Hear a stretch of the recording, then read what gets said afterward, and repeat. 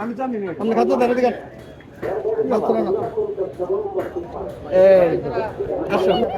চলো চলো চলো এ ভাই সাবান মতো ওকে ডাকে সাবান আচ্ছা কত কিনছেন খাতা করতে পড়ছে কত বললো 1000 সামথিং করছে। 120 টাকা এক হাজার না আপনি ইয়া দেন 100 টাকা দেন কোথায় খাজনা দিতে হবে কেন? মাল কিনছেন খাদ্য দেন এ ভাই এ ভাই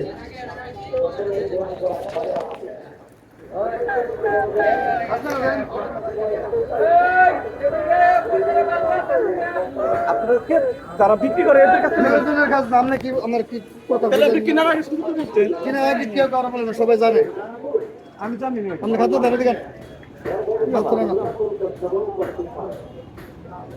আপনি হেরে হেরে জানতে কারণ কি অবশ্যই আমি আপনি জানি। আমার সাথে কথা বললে শেষ করে পড়ে যাবেন আপনি কি গ্যাস বাসা বোঝেন না আমার বাজার দামে বাসা না খাদ্য দেন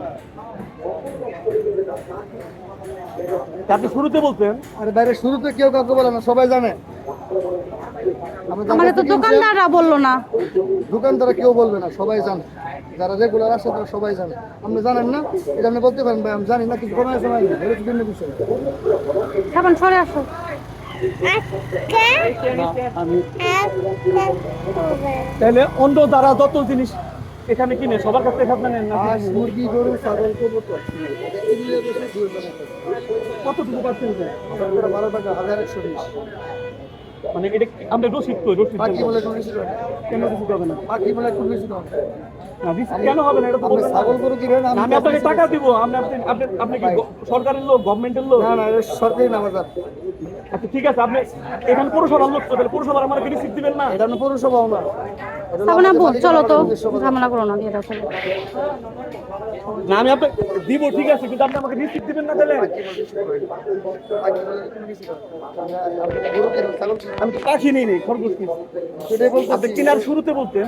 দাদা আপনি যার কাছ থেকে কিনছেন আপনি জিজ্ঞাসা করে দেখেন যে তারা বলে যে না খাদ্য নাই খাদ্য নাই হ্যাঁ যে তারা বললে খাদ্য নাই তো খাদ্য নাই আরো 5 জন দোকানদার আছে ভাই। এখানে খরগোশ কিনলে খাজনা দিতে হবে।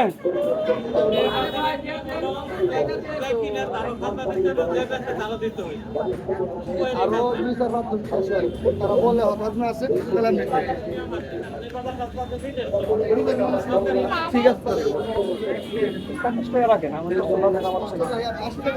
আপনি তো আমাদের রিসিভ যদি আপনি দিতেন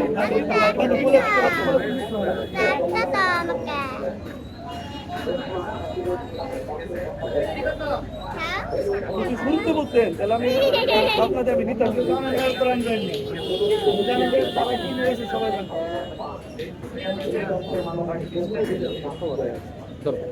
আসো করে না